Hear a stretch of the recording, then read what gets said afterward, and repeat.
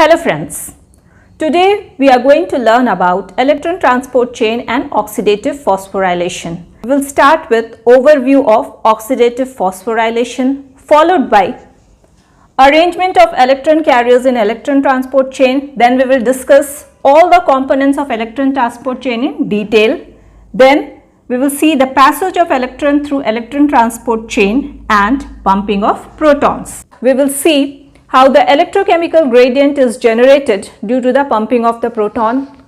Then we will see chemiosmotic theory that is related to oxidative phosphorylation.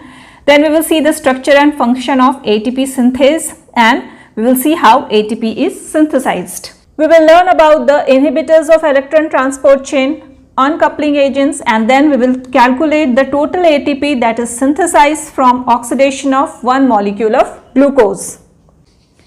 So let us start. Let us start with the overview. We all know that glucose by the complete oxidation is converted into CO2, and this complete oxidation involves glycolysis and Krebs cycles. This process also releases large amount of the free energy. This free energy is retained in the coenzymes like NADH and FADH2 that are produced during the glycolysis and Krebs cycle. Then these reduced coenzymes releases electron. This electron is then eventually transferred to O2 and it forms H2O. So let us see the reaction. NADH plus H plus half O2 is converted into NAD plus H2O. FADH2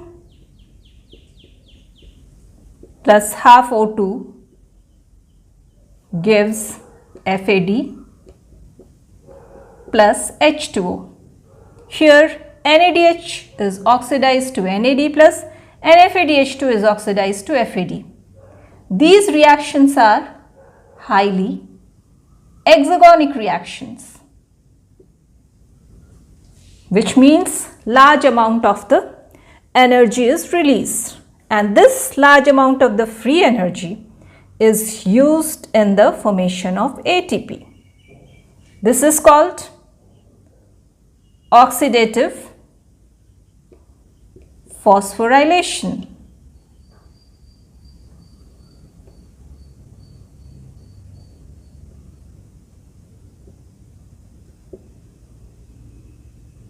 So we can say that free energy that is released in the oxidation of the coenzymes are used in the synthesis of ATP from ADP and inorganic phosphate, and that is called oxidative phosphorylation. Electrons are transferred from NADH or FADH2 to oxygen through a series of electron carriers. These electron carriers are present on the inner mitochondrial membrane. This is mitochondria, this is outer mitochondrial membrane, and this is inner mitochondrial membrane. So these electron carriers are present on the inner mitochondrial membrane. These electron carriers forms the respiratory enzyme complexes. These also contain transmembrane protein which hold these complexes. Each complex has the greater affinity to electron from its predecessor, and hence the electron flow through these complexes and ultimately reaches oxygen, which has the greatest affinity for electron. There are four major respiratory enzyme complexes in electron transport chain that are present on inner mitochondrial membrane. First is NADH, coenzyme Q, reductase. Complex 1.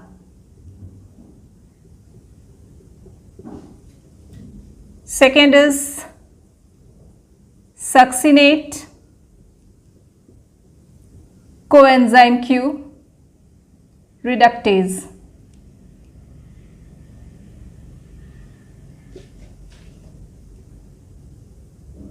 Complex 2. Third is coenzyme Q H2,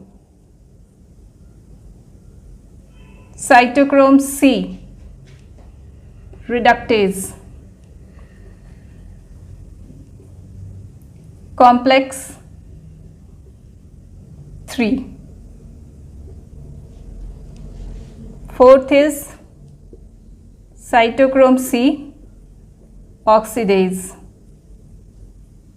Complex 4.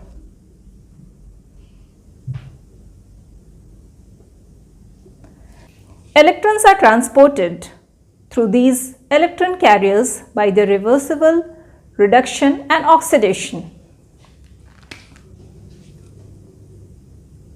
Gain of electron is reduction.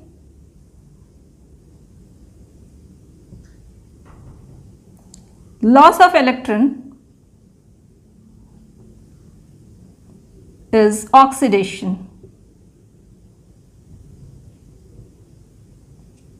So when the carriers accept electron, they are reduced, and when they loses the electron, these get oxidized. Now let us understand this flow of electron through electron transport chain. This is mitochondrial matrix, this is inner mitochondrial membrane, and this is intermembrane space. Electron transport chain is present in this inner mitochondrial membrane. Here the electron carriers are grouped into 4 respiratory enzyme complexes. Complex 1, 2, 3 and 4. In these complexes, the electron carriers are arranged in the increasing order of reduction potential. What is reduction potential?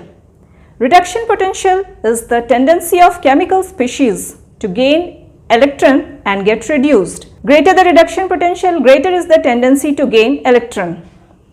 So, electron carriers are arranged in such a way that each electron carrier has greater affinity for electrons compared to its previous one. This arrangement favors the unidirectional flow of electron, and it ultimately reaches oxygen, which has the greatest affinity for electron.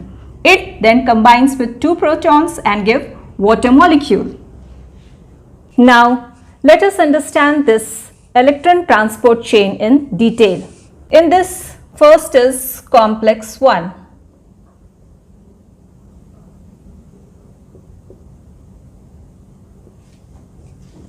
It is also known as NADH, coenzyme Q, reductase.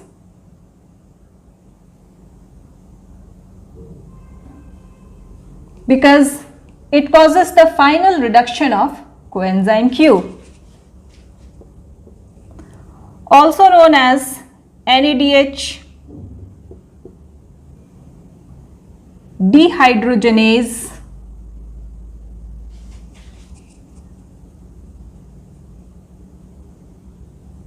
complex.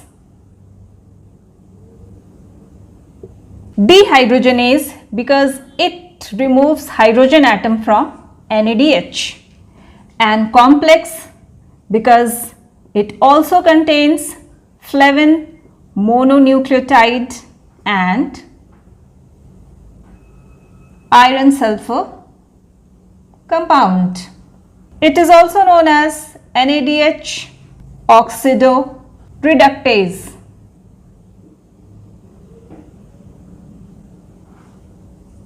Because dehydrogenation is an example of oxidation and reduction.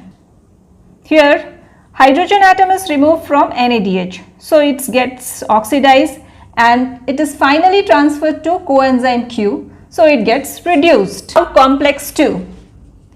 It is also known as succinate, coenzyme Q, reductase because it causes the final reduction of coenzyme Q.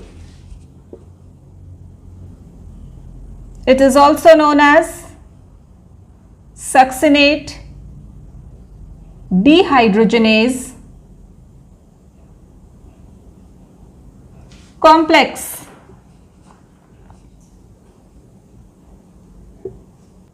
Here, succinate dehydrogenase enzyme is an integral component of complex 2.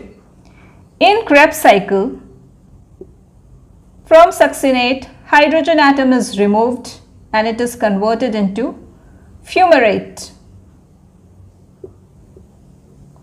This hydrogen atom is transferred to FAD, which is reduced to FADH2. This reaction is catalyzed by succinate dehydrogenase enzyme. FADH2 then transfers its electron to the electron transport chain, which enters through complex 2. This electron then reaches to coenzyme Q. Coenzyme Q also combines with protons and it is reduced to coenzyme Q H2. So here final reduction of coenzyme Q takes place. It is called complex because it also contains iron sulfur clusters.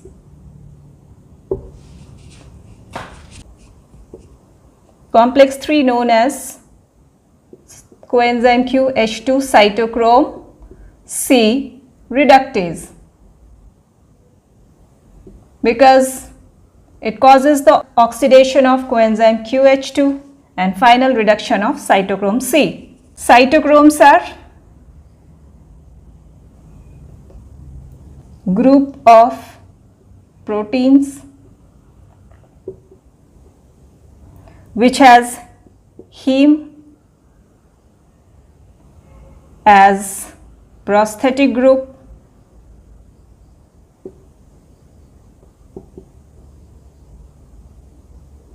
and has iron core.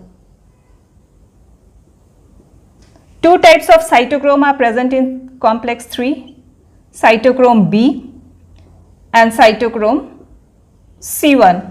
Complex 4, also known as cytochrome C oxidase. It is heme and copper containing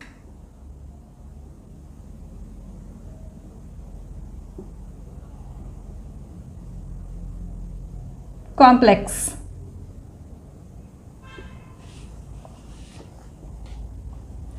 Its main job is to oxidize cytochrome C. It takes electrons from cytochrome C and then ultimately transfers to oxygen, which then combines with proton and gives water molecule. In addition to these complexes, coenzyme Q is also present.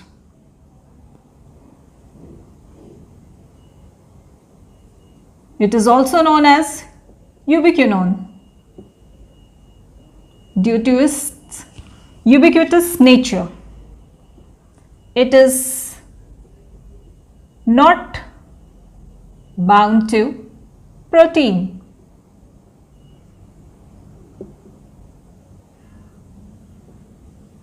It is a carrier of hydrogen atom, that is electrons plus protons. It is mobile electron carrier.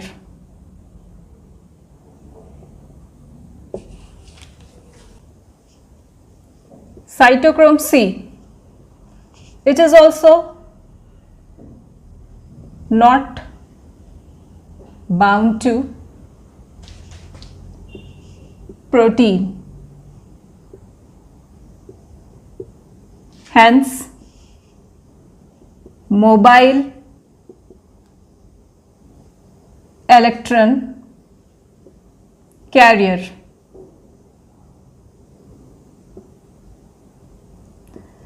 It transfers electron from complex 3 to complex 4.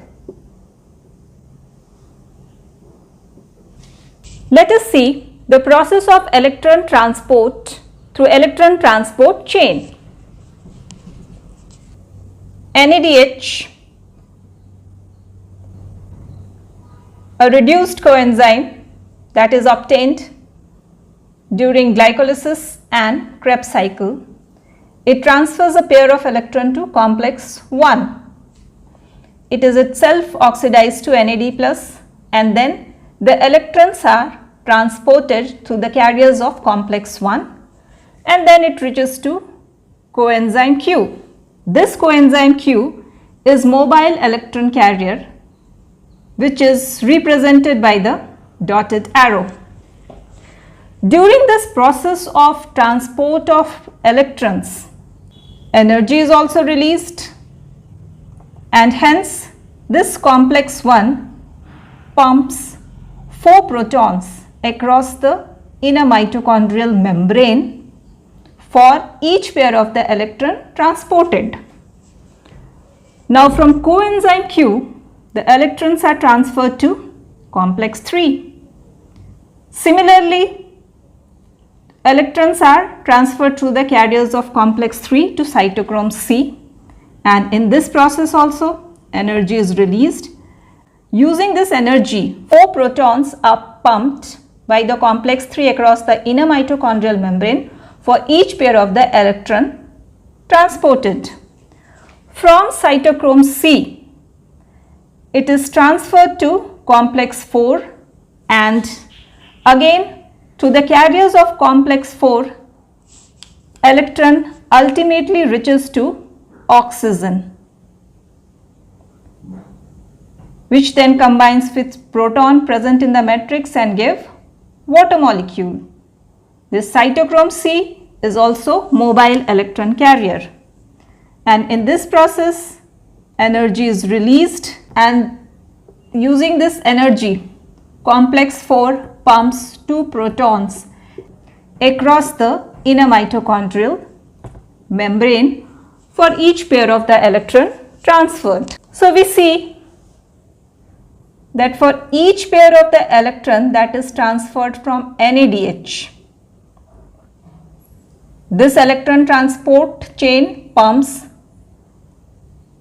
total of 4, 4, 8, 10 protons across the inner mitochondrial membrane. Complexes that are involved in the transfer of electrons from NADH to oxygen are complex 1, complex 3 and complex 4. One of the other reduced coenzyme that we get from Krebs cycle is FADH2. This FADH2 transfers its electron to complex 2, and it is itself converted into FAD.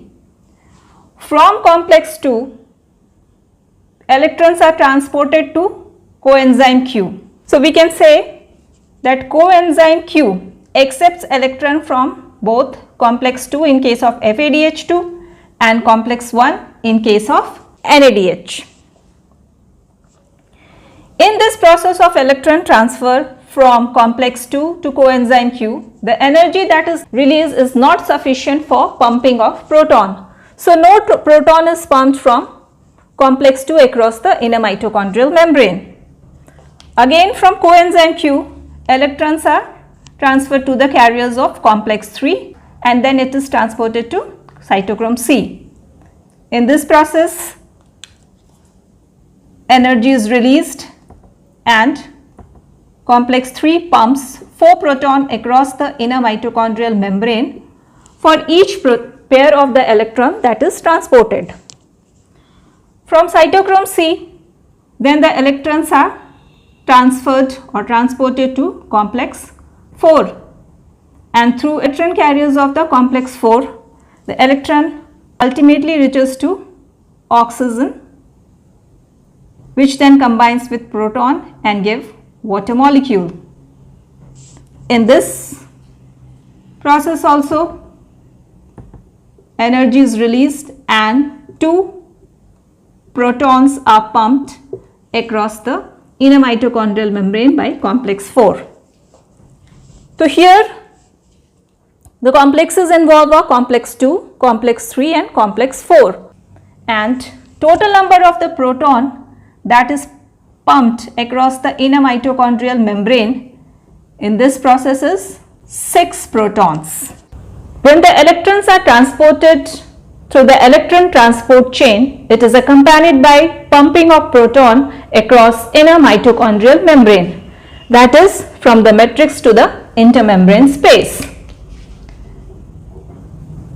When a pair of electrons is transferred from NADH, 10 proton is pumped across the inner mitochondrial membrane, and when pair of electron is transferred from FADH2, then 6 protons are pumped. Due to this pumping of proton, there is more protons in the intermembrane space compared to the matrix. Hence, there is the difference in pH. pH is more in the matrix compared to the intermembrane space. Suppose in the matrix pH is 8 and in intermembrane space it is 7. So there is a pH difference. Thus we can say pH gradient is generated.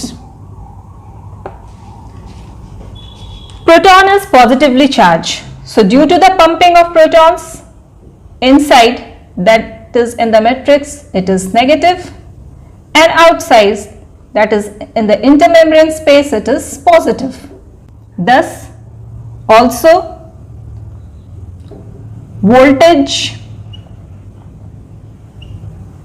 gradient is generated. This pH gradient and voltage gradient together is known as electrochemical proton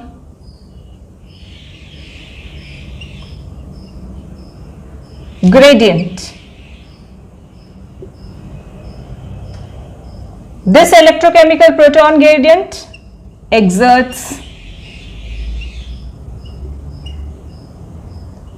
proton motive force. So now there is a question that how ATP synthesis takes place in the cellular respiration. For this, a theory was proposed by Peter Michel that is known as the Chemiosmotic theory. This is matrix, this is inner mitochondrial membrane, outer mitochondrial membrane, intermembrane space. This is electron transport chain in the inner mitochondrial membrane. When the electrons are transported through this electron transport chain, then these respiratory enzyme complexes pumps proton across the inner mitochondrial membrane, that is from the matrix to the intermembrane space. Due to this, the concentration of proton is more in the intermembrane space compared to the matrix, and this generates electrochemical proton gradient.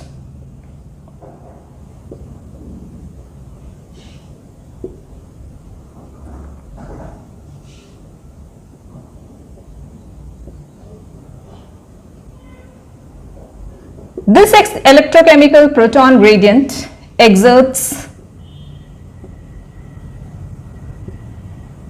proton motive force. Due to this proton motive force, now the proton flows downhill through ATP synthase, that is from the high concentration of proton to the lower concentration of proton, or in other words, from intermembrane space to matrix.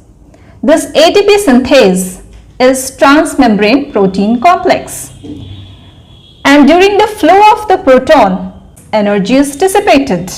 This energy is used in the synthesis of ATP from ADP and inorganic phosphate in the matrix. In this way, ATP is synthesized. So now we know that using the proton motive force, protons move down the electrochemical proton gradient, that is from intermembrane space to matrix.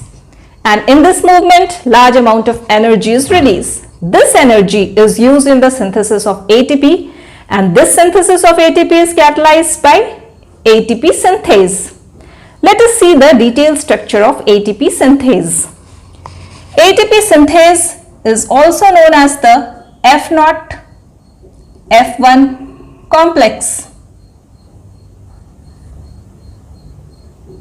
or complex 5.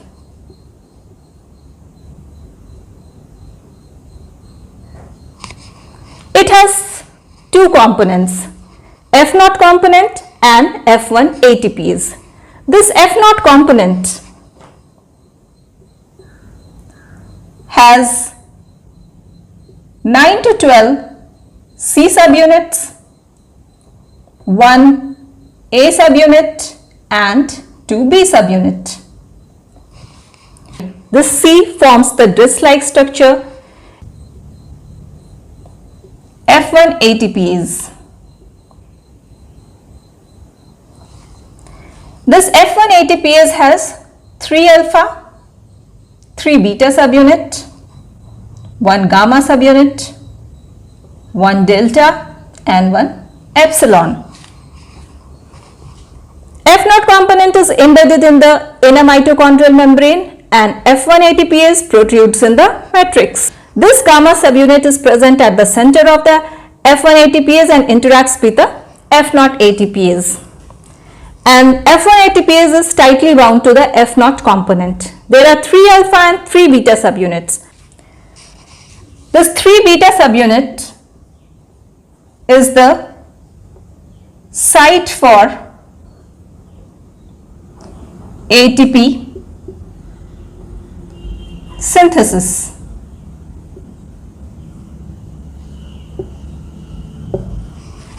Now let us see how the ATP synthesis take place. The mechanism is binding chain mechanism given by Paul Boyer. As the proton moves from intermembrane space to matrix down the electrochemical proton gradient, energy is released. This released energy causes the rotation of the C disk and the gamma subunit. Gamma subunit is present at the center of the 3 alpha and 3 beta subunits. But these are fixed. These doesn't rotate. Due to the rotation of the gamma subunit, there is the change in the conformation of the 3 beta subunits. These beta subunits are the site for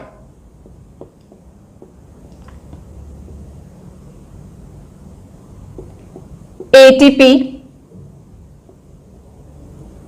synthesis.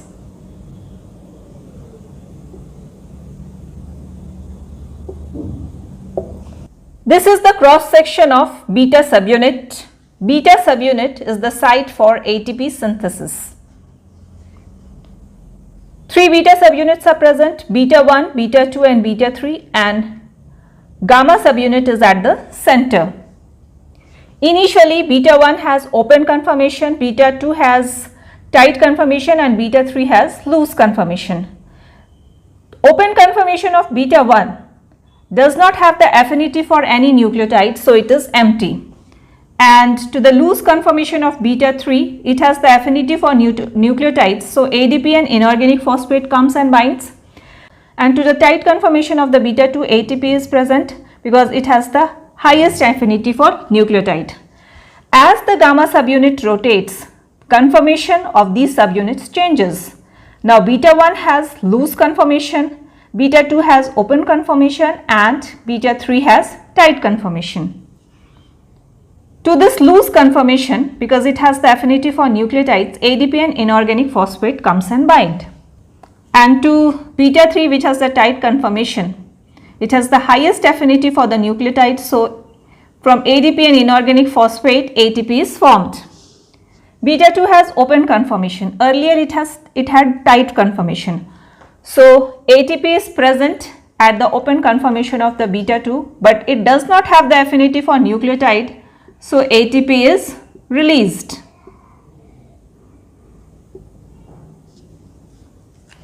So we can see that at the beta 1, which has the loose conformation, ADP and inorganic phosphate is present. At beta 3, which has tight conformation, ATP is present, and at beta 2, which has the open conformation, it is empty. O is for open, L for loose and T for tight. So in this way, as the gamma subunit rotates, the conformation of beta subunit changes from open to loose to tight to open, and in this way cycle goes on and ATP is synthesized and it is released from beta subunit. This shows how, using the proton motive force, the synthesis of ATP takes place in ATP synthase. Now let us see the inhibitors of electron transport chain. These inhibitors of electron transport chain are site-specific inhibitors. That is, they bind with certain component of electron transport chain and thus prevents the passage of electron and also blocks the oxidation reduction reaction, because passage of electron is the reversible oxidation and reduction of electron carriers. In this, first is rotenone. It is plant-based product.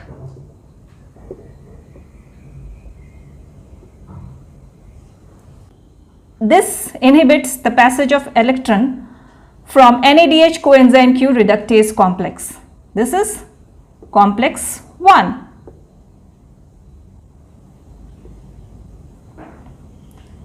So electrons cannot pass from complex 1 to ubiquinone. It is used as fish poison and also as insecticide. Second is amobarbital. This also inhibits or prevents the passage of electron from NADH coenzyme Q reductase complex, that is at the level of complex 1. Pyridine A. It is an antibiotic.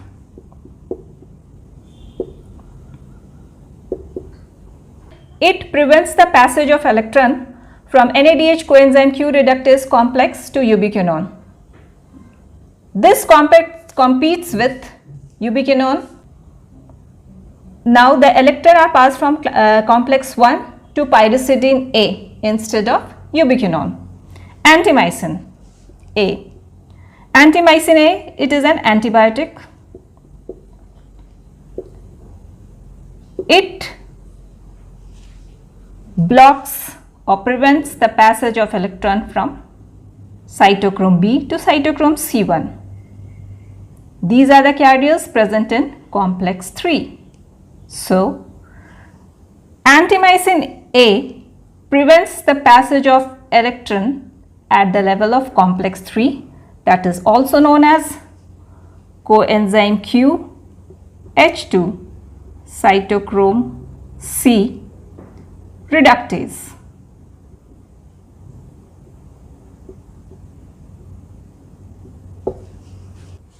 cyanide, azide and carbon monoxide.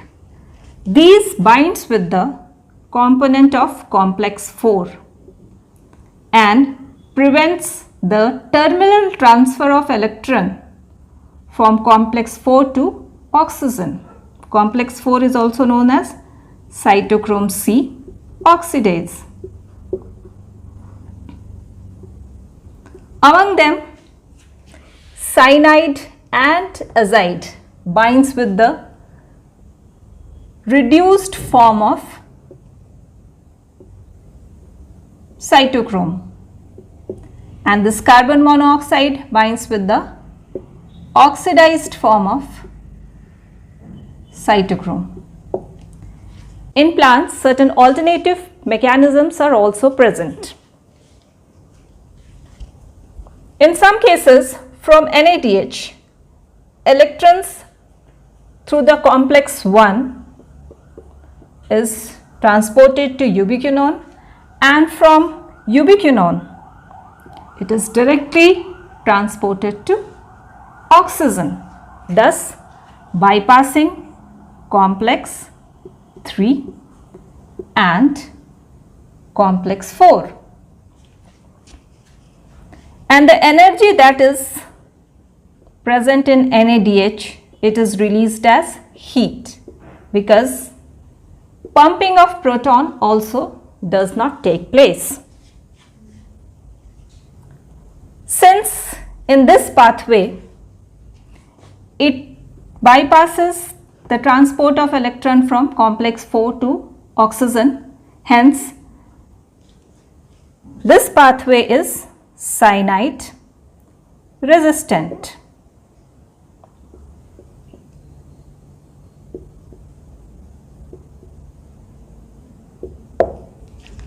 Now, uncoupling agents. Uncoupling agents uncouples oxidation from phosphorylation. We have already seen that reduced coenzymes transfers the electron to the electron transport chain, and then the electrons are transported. In this process, energy is also released, and the complexes of electron transport chain pumps proton across the inner mitochondrial membrane. So, an electrochemical proton gradient is generated. So, now the proton moves downhill through ATP synthase from intermembrane space to matrix. In this process, energy is dissipated and it is used in the synthesis of ATP from ADP and inorganic phosphate. This is known as the phosphorylation. In the presence of the uncoupling agents, the transport of the electron through the electron transport chain takes place, but this synthesis of ATP, that is phosphorylation, does not take place. In this way, it uncouples oxidation from phosphorylation. Some of the examples of uncoupling agents are 2,4-dinitrophenol, dicomerol and carbonyl cyanide p-trifluoromethoxyphenylhydrazone, that is FCCP. So, we can understand this uncoupling agents by the example of 2,4-dinitrophenol, or in short DNP. DNP is the weak acid. It is soluble in the lipid bilayer of inner mitochondrial membrane in their protonated neutral form or anionic form. Anionic form of the DNP picks the proton in the intermembrane space, and then it diffuses through the inner mitochondrial membrane and enters the matrix along with the proton, and then it releases the proton. In this way, this electrochemical proton gradient is dissipated, and hence now the proton does not flow downhill through the ATP synthase. So, no energy is dissipated and hence synthesis of ATP does not take place. Similar is the function of dicomerol and FCCP. Thermogenin is physiological uncoupler and it is present in brown adipose tissue. It generates heat in the newborn and also during the hibernation of animals. Let us calculate the total ATP synthesized by the oxidation of one molecule of glucose. Complete oxidation of glucose molecule involves three processes: glycolysis, pyruvate oxidation and citric acid cycle or Krebs cycle. First is glycolysis. This takes place in cytoplasm and we get two NADH molecules and two ATP molecules. Second is pyruvate oxidation. This takes place in mitochondrial matrix. This gives two NADH molecules.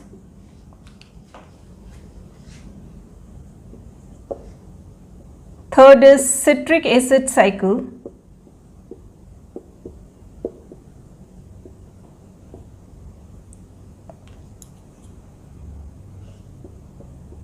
Or Krebs cycle. This takes place in mitochondrial matrix and we get 6 NADH molecule, 2 FADH2 molecules and 2 ATP molecules. So the net gain is 10 NADH molecules, 2 FADH2 molecules and 4 ATP molecules. Each NADH molecule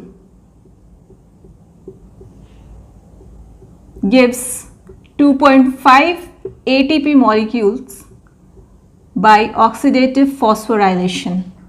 So from 10 NADH molecules we get 2.5 into 10, 25 ATP molecules.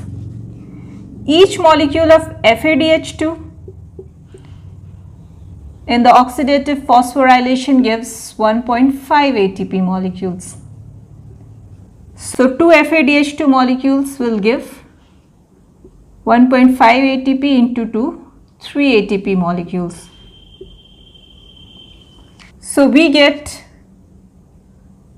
25 plus 3 plus 4 is equals to 32 ATP molecules from the complete oxidation of one molecule of glucose. 2 NADH molecule that we get during glycolysis are present in the cytosol. These cannot enter the mitochondrial matrix. So they pass their reducing equivalent to the mitochondrial matrix, either to NADH or to FADH2 molecule. So if the reducing equivalent of NADH in the cytosol is passed to FADH2 in the mitochondrial matrix, we get 3 ATP molecules instead of 5 ATP molecules. Hence, there is loss of 2 ATP molecules. In that case, instead of 32 ATP, we get 30 ATP molecules from the oxidation of one molecule of glucose. So this is all for today's video. If you like this video, please hit the like button, share it and subscribe my channel. Thank you.